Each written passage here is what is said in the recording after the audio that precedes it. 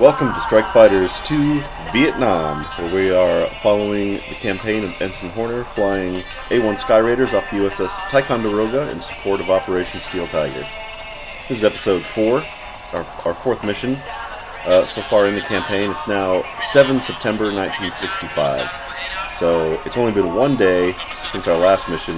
We did have we were on an every other day schedule for the first couple. Looks like we've broken that now. And we're just doing, one day later, we're doing another mission. So our previous missions have all been pretty early flight times in the morning. Today we're doing a 2 o'clock mission, so that's a little bit different. Still during the day though, it's not like it's a nighttime mission. So let's look at our objective. Strike a strategic target located in Artillery Site 138. Destroy the enemy NVA artillery in the target area.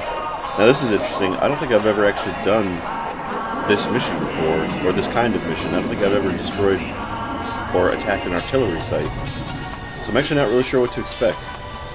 Call sign is going to be Hammer. We have 2 Sky Raiders. Let's take a look at the map. Okay, 6,000 feet. And we should be over the target in 15 minutes. And that is Artillery Site 138, just south of Dong Hoi.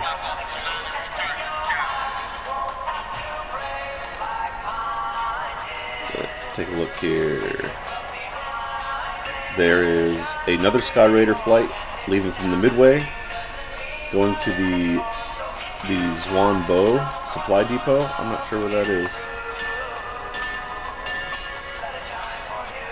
Nope, no idea.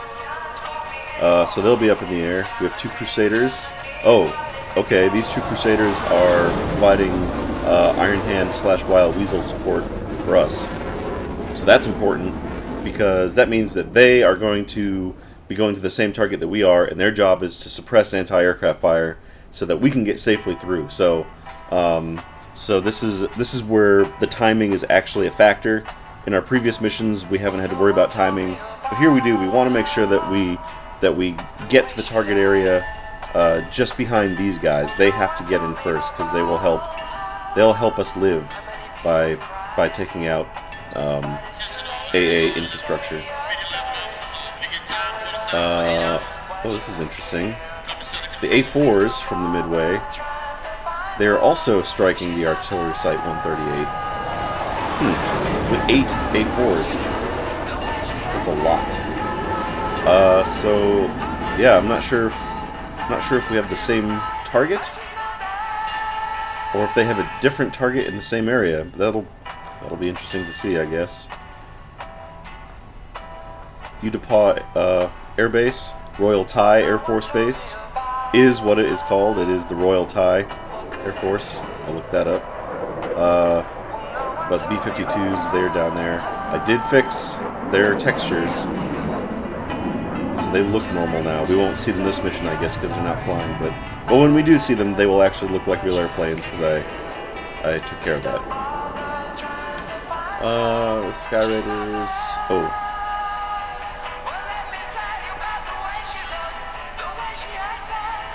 Yeah. Anyways, some random missions here and there. Gunslinger. Those are Recon Phantoms. So we'll see them about. So it'll be a little busy up in the sky today. We won't be so alone anymore like we have in previous times. Loadout should be pretty easy. We're just going to do the M117, which is the 750-pound bomb. Just want to replace the drop tank with the 750, and we'll do that on Hammer 2 as well, because we don't need it. So now we'll have 9 bombs. Alright, and take a quick look at the roster. And I'm flying with Ensign Hickey today. Ensign McCarthy is still MIA, which I guess might be good, because that means that it's not confirmed that he's been killed or captured. He's just missing. So there's always the possibility, I guess, that he could show back up, but not very likely. The fact that I still can't figure out what happened to him is it just makes it all the stranger. You know, I was reviewing the combat footage from last mission, and he made one call and said pretty calmly, "I'm hit, taking damage," and then that was it. As soon as I tried looking for him, he was just nowhere to be found. There was no smoke in the sky. I tried cycling through the units, and he didn't come up. So, I don't know what happened. He was off circling. I mean, he must have got hit by ground fire, I guess. You know, or crashed into the ground. He didn't take damage from his own explosions, because we saw that he was pulling up and away off of our left wing, and then we looked down over our right wing at the ground, and then the explosions went off. So he was nowhere near the concussion from those. Although, bringing that up, I also realized that the damage that I took on that mission was from my own bombs. So that was a close call, because I almost destroyed myself. I pulled out and dropped the bombs at 1,500 feet MSL, and then instead of actually pulling out, I hit the wing leveler, because I was busy, you know, moving the camera to look at the explosions. So it kept me at 1,500 or less, and I realized that as soon as the explosions happened, that's when the damage appeared on the aircraft, and it blew off the bottom speed brake, and yeah, so that was... I thought I took ground fire. It looks like I actually did not. I almost blew myself up. So that's the thing to watch out for. We're going to have to release our bombs a little bit sooner and make sure that I have positive pullout away from the target area. Alright, well, that's much ado about nothing. We're all set to go. Let's head up to the flight deck and begin today's mission.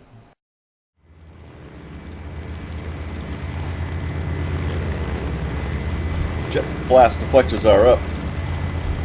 Full throttle. And launch.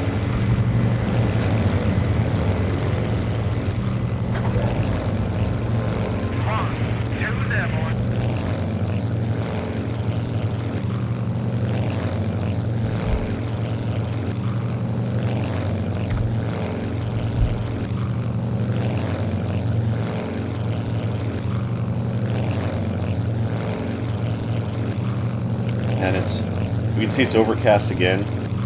There must be some sort of weather system sitting over the Gulf of Tonkin here, because this is the second day in a row that we are totally overcast. Yesterday was as well. The ceiling is really high, though. I would estimate probably 15,000 feet or more, so it's not going to interfere with our mission this time around. We should have no visibility issues. Red Crown, Tuna lead, Sandsman waypoint 4, Tuna 1, Red Crown, copy. I have another carrier down there. I believe that all three carriers... Yep, the Oriskany, the Ticonderoga, and that's the Midway off our starboard wing there. So as I was saying before, we can see planes launching off of it. The three-carrier rotation was in effect for most of Vietnam for Yankee Station. There was a couple times where there was only single-carrier ops, but for the most part, standard operating procedure was the three carriers. And again, that was one carrier would operate from noon to midnight, the other carrier would operate from midnight to noon, and then Carrier 3 would operate during the day.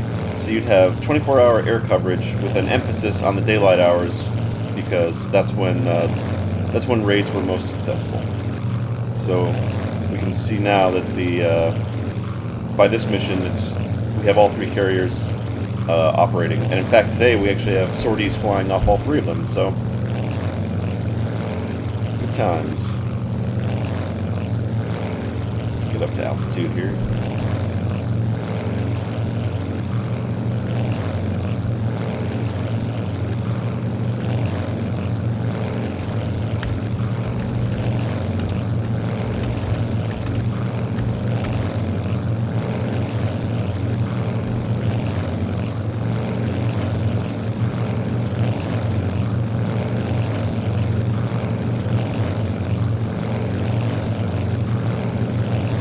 Hickey.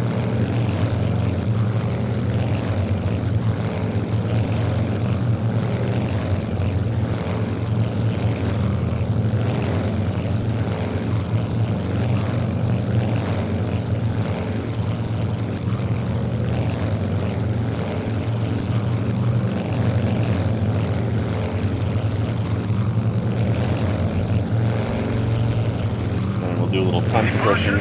Austin Lee, clock airborne.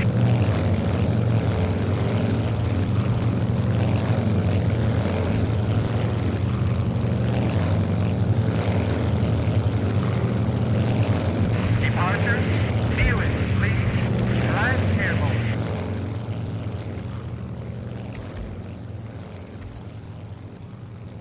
Now, our Iron Hand Crusaders will be launching from the USS Oriskany at some point.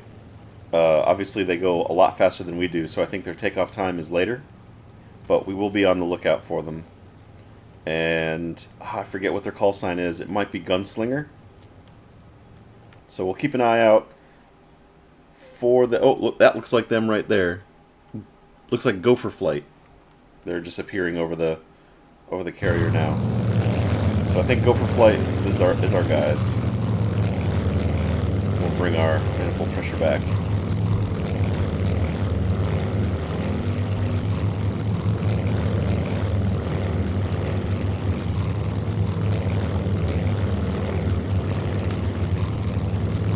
So I talked a little bit about Red Crown last mission, and I wasn't going to say that much about it other than mentioning it just because I thought that the game was not using it yet, because historically it wasn't in place until the summer of 1966, and obviously we're September of 65 here. But for ease of game design and just to use all the same call signs and recorded dialogue, they have just used Red Crown always, and it's a female voice, which I always thought was historically accurate. I assumed, because I never actually looked it up, I just assumed that it was probably a land base, you know, an air traffic control center somewhere, you know, maybe in Thailand or something, or South Vietnam, that was directing all of the aircraft in. But after doing research, turns out that is not the case whatsoever. So let's talk about it real quick. Red Crown is what's known as a PIRAS, which is a Positive Identification Radar Advisory Zone, and they're temporarily established radar control sites, and they could be on the ground. You know, it could be a shack with a mobile radar site, but in this case, it was a ship patrolling on station. And the station that they would set up in is east of the city of Vinh in North Vietnam. It's right on the westernmost side of the Gulf of Tonkin. From this location, the radar covered all of North Vietnam and Yankee Station, so they could track American planes heading in on bombing missions, and they could also track North Vietnamese aircraft in case they were coming out to attack potentially the carriers. So the first ships that were on station were the heavy cruisers USS Chicago, King, Mahan, and Long Beach. Long Beach being significant, a little bit special, because that was the very first nuclear-powered surface ship. And being in nuclear power myself on the USS Enterprise, during my training, I actually met some of my instructors had been cruiser sailors, which was a very rare breed because there was only 2 of them. But anyways, back to the Red Crown. Frigates started rotating in 1967, and the patrol would consist of a 30-day patrol on that station. Between 35 and 40 controllers would be working in the Combat Information Center, directing specifically assigned squadrons, and watching radars with different assigned areas. The ships themselves were armed with RIM 2 and RIM 8 surface-to-air missiles, because the ships also performed a secondary duty as a sort of forward picket ship. So if there were MiGs potentially trying to strike at the vulnerable carriers, then Red Crown could actually shoot missiles at them, and I don't know how many total they shot down, but I was definitely reading at least one report where there was a really big dogfight over Vietnam one day, and 12 MiGs were shot down by American fighters, and then the 13th MiG of the day was actually shot down by Red Crown with one of their surface-to-air missiles because the MiG got a little too close. So they were credited with a kill. So it did happen. The other nice thing about this forward position is that Red Crown was able to direct surface or search and rescue missions, and at this time, cruisers and frigates, basically all surface ships, had some sort of helicopter pad.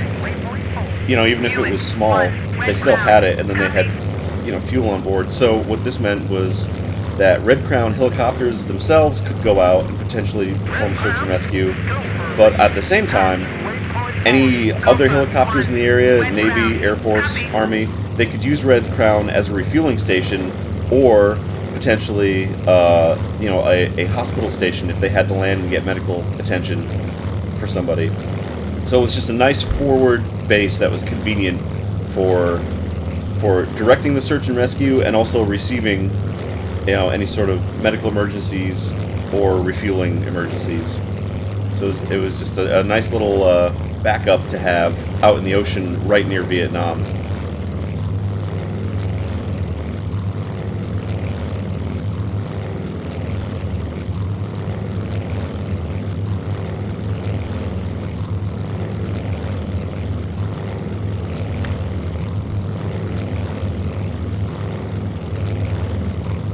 And we can see that we're coming up on the coastline here. There's Gopher Flight. Oh no. Yeah, we're gonna fly right through some flak here. There's what was that? A KS-19 and a KS-12 right here on the right here on the edge of the shore, and there's some sort of HQ barracks combo. But that's it. We're feet dry. We're over we're over land now officially. We're approaching our target. 5 minutes. Gopher 1. Red Crown. Copy that. All right, and that's important. Gopher is 5 minutes out. Red Crown. Tuna lead. Approaching target. 5 minutes out. Tuna 1. Red Crown. And they're the flight that we're trying to coordinate with a little bit. Approaching target. 5 minutes out. Austin 1. Red Crown. Copy that. Red Crown. Mamba lead. Casting waypoint 4. Mamba 1. Red Crown. Copy that.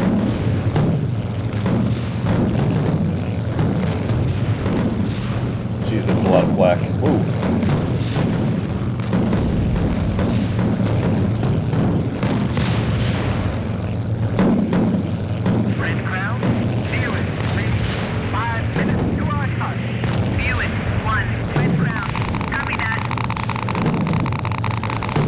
Oh man, we are being tracked by Vietnamese radar. Oh, now we're not. Oh, that's why there's a P-35 radar right underneath us that we're flying over. Somewhere down there, possibly in the HQ. Well, we've got a firewall. I can't go any faster than this.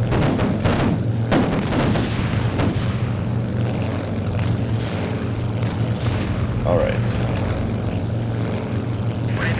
So, we are 5 miles out, so what I want to do is I want to turn and put the target 45 degrees off of my nose.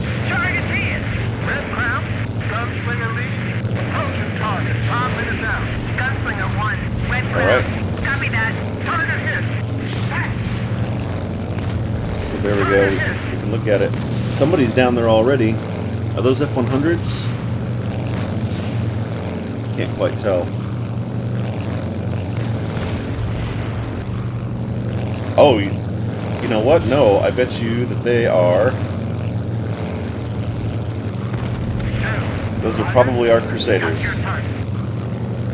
So So there's our target down there in the trees. Looks like we have some fires burning. Bet the Crusader has knocked out a bunch of guns for us already. So here we go. So we're on our way down. Bombs are definitely selected. There's our target right there. And I'm gonna pull out and drop him. Son of a bitch. And I missed. Oh, I hope 2 gets it.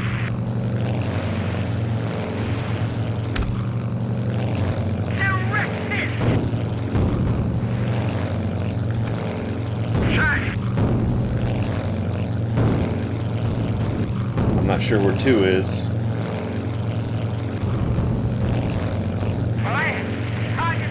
Oh! Somebody lit up that part of the jungle. Looks like that Crusader. I'm going to assume it's a Crusader. There we go.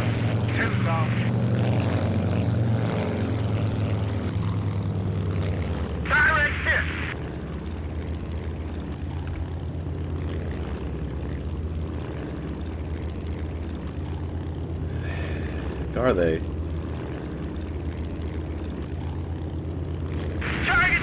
There we go. Lead. Red Crown. Mission complete. RTV.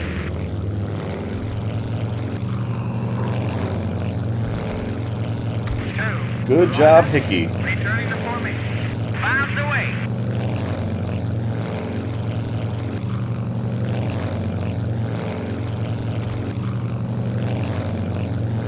Now let's get the hell out of here before we get shot down. Target hit.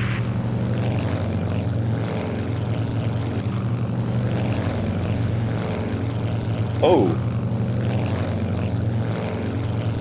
Those might be the A4s striking their targets.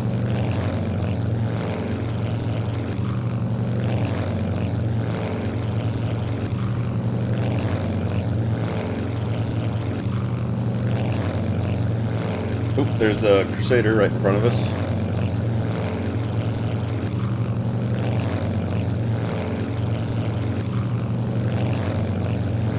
Too far. Oh, it looks like somebody walloped that, another location just on the shore there. That may have been the other A1 squadron off the Midway, VA-25. Oh, we need to get some altitude.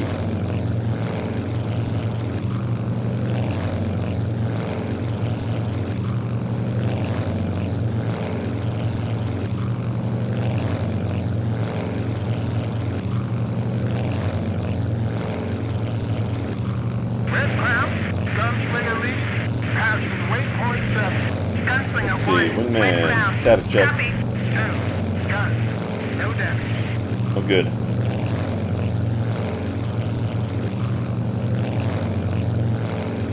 I don't want to lose another wingman. After losing McCarthy last mission, I'd have quite the reputation for killing off wingmen. I don't want that.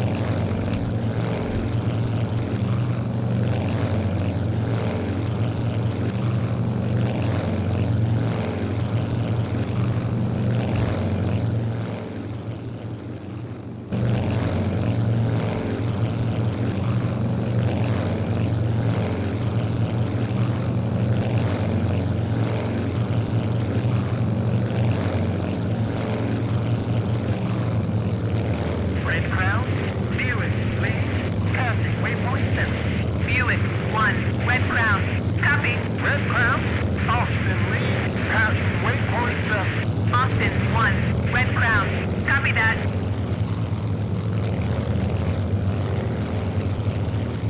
Red Crown. Mamba lead. Passing waypoint 7. Mamba 1. Red Crown. Copy that.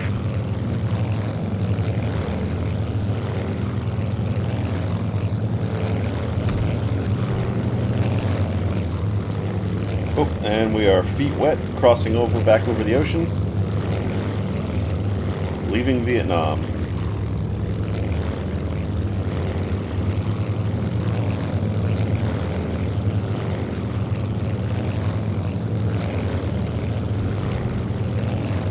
take a look. So that's me. That's my wingmate.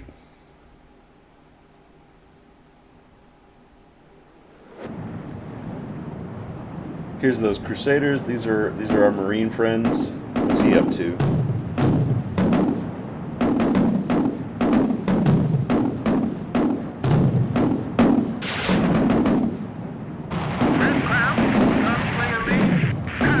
I think he missed. Gunslinger 1, red crown. Copy that. Red crown. Mamba, lead. Passing waypoint 8. Mamba 1, red crown. Copy.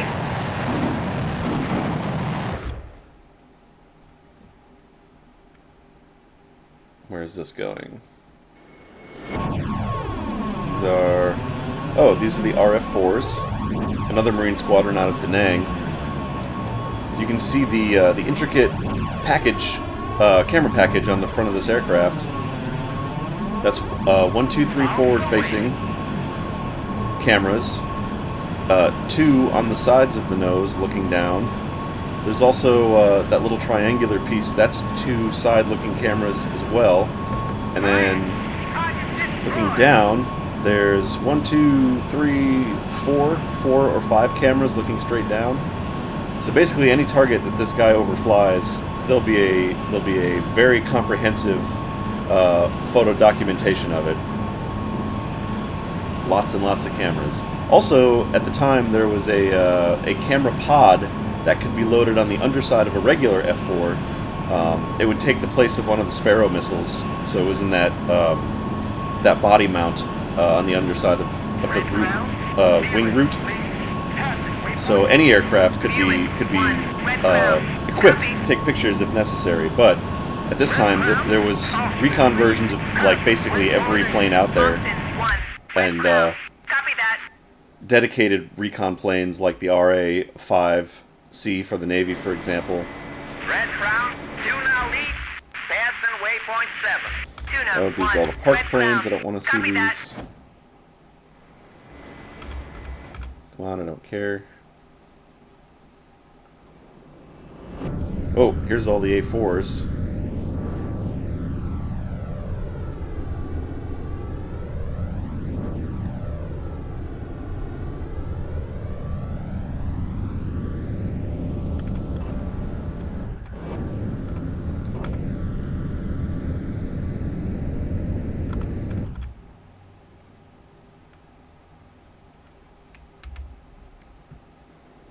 Who's this guy? Oh, F100. Took some damage.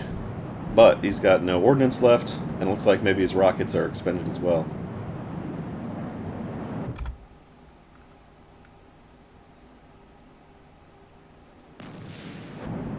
And there's his wingman taking flak fire from somewhere.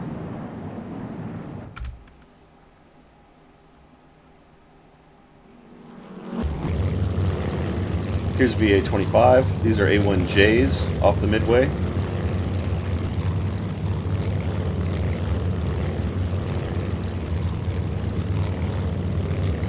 VA-25 was the last Navy squadron to operate propeller-driven aircraft. And I forget how long they made it.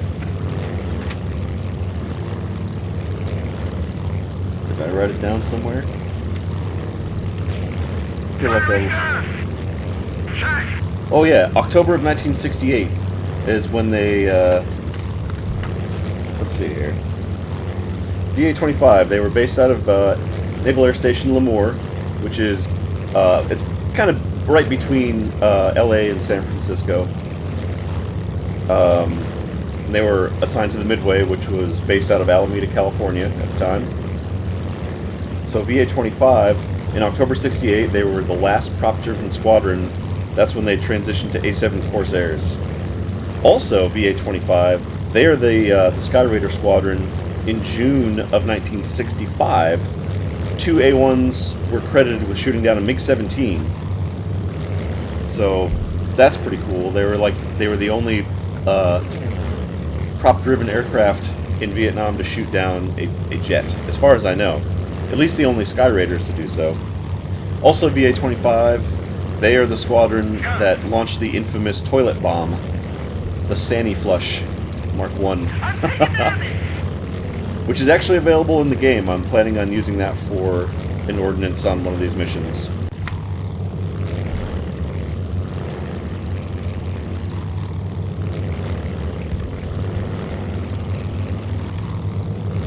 Alright, and so back to us. We're 15 miles out. Time to press.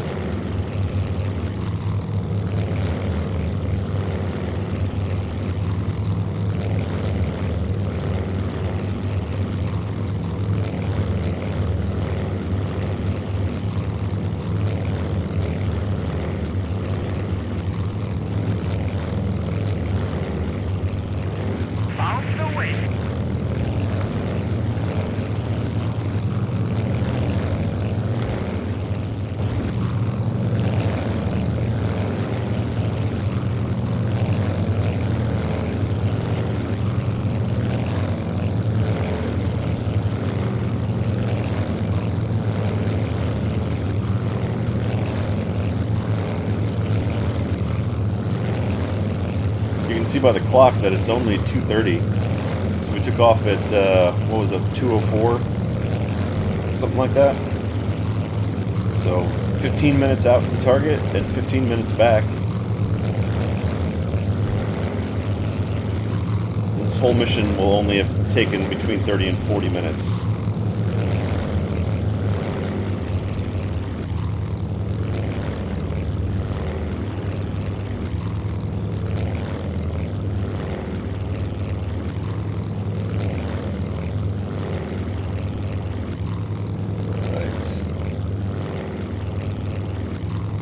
I think Ens Hickey is breaking off to begin his landing preparations.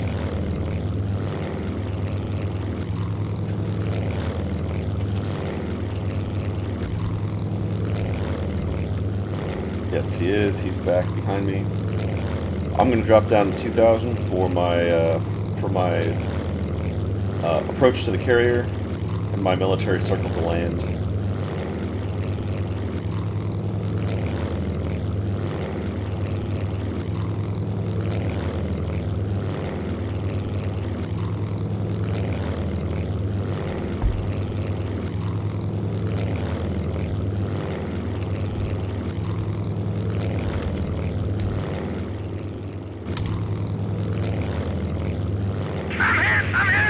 Uh-oh.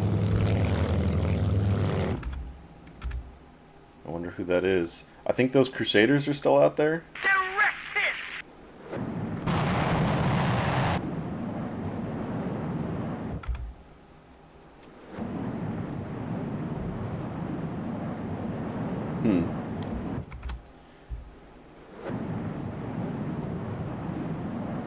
Well, they're still causing havoc on the mainland. I don't see any damage on this guy. Must have been someone else.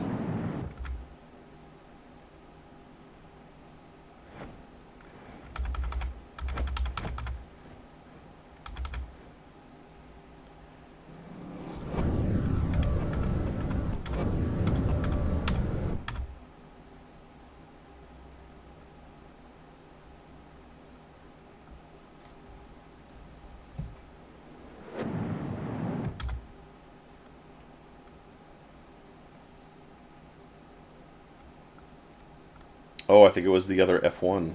100.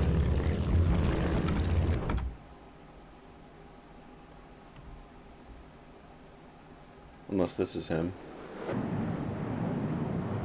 Oh, this is a bunch of them. Hammer, lead. Whoop!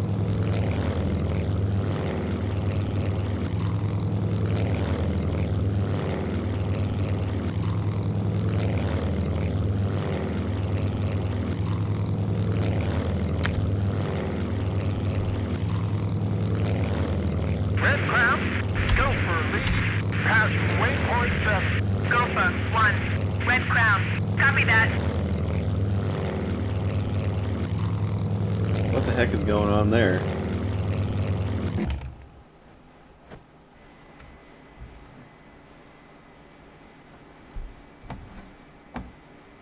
Oh, that's Midway. There we go. There's Ticonderoga. Oh, there's like an oiler in their way. Hope they don't hit him.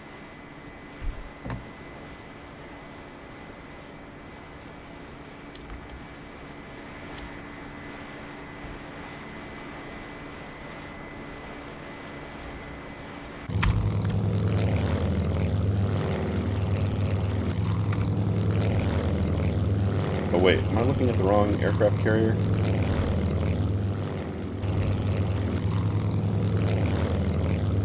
Red Crown, Tuna lead. Fasten waypoint 8. Tuna 1, Red Crown. Copy.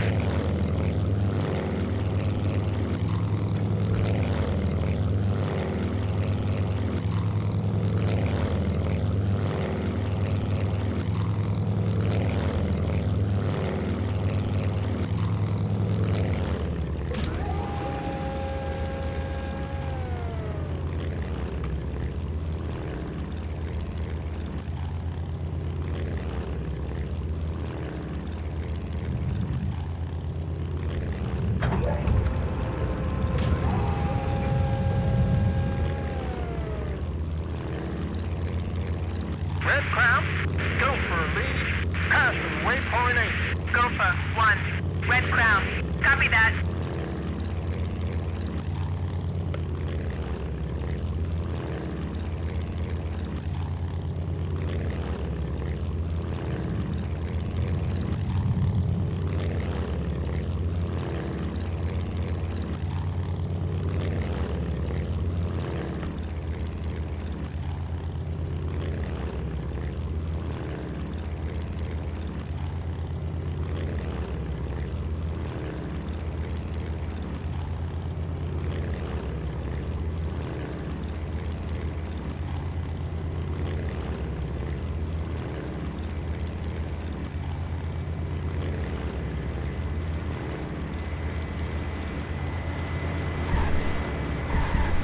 Got it.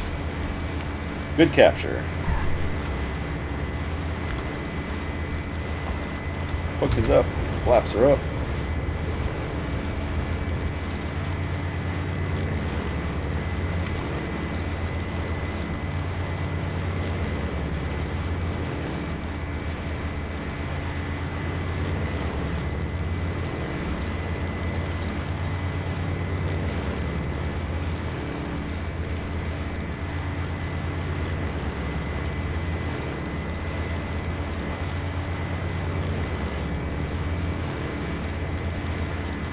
We'll go right to this aircraft elevator.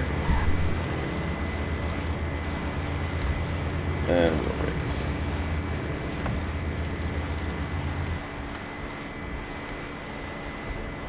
Alright. Mission 4. Nice and successful, even though I personally missed the target. Ensign Hickey was Johnny on the spot and got that artillery, and we were able to get out with no losses and I believe no damage.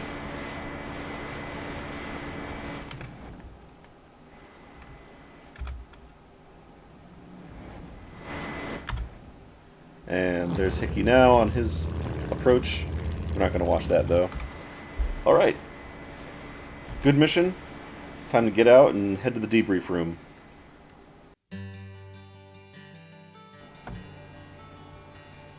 Strike a strategic target located in Artillery Site 138. Destroy the artillery. And primary target was destroyed. 1A1 was damaged. Okay, so one of us was slightly damaged. I'm actually not. It must have been Hickey. But the mission was a success. Kind of a low score. And 34 minutes. Stats: I fired 9 bombs and I didn't hit shit. But Hickey fired 9 bombs and got 2 kills, so that's something.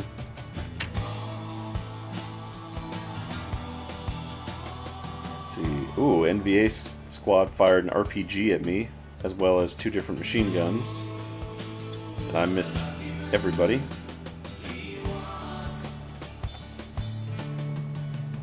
Hickey destroyed oil drums and the 152mm artillery.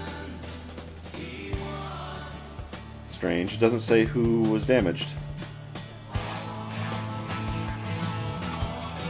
Or it doesn't, I'm just not seeing it. Cannon at Horner, cannon at Horner.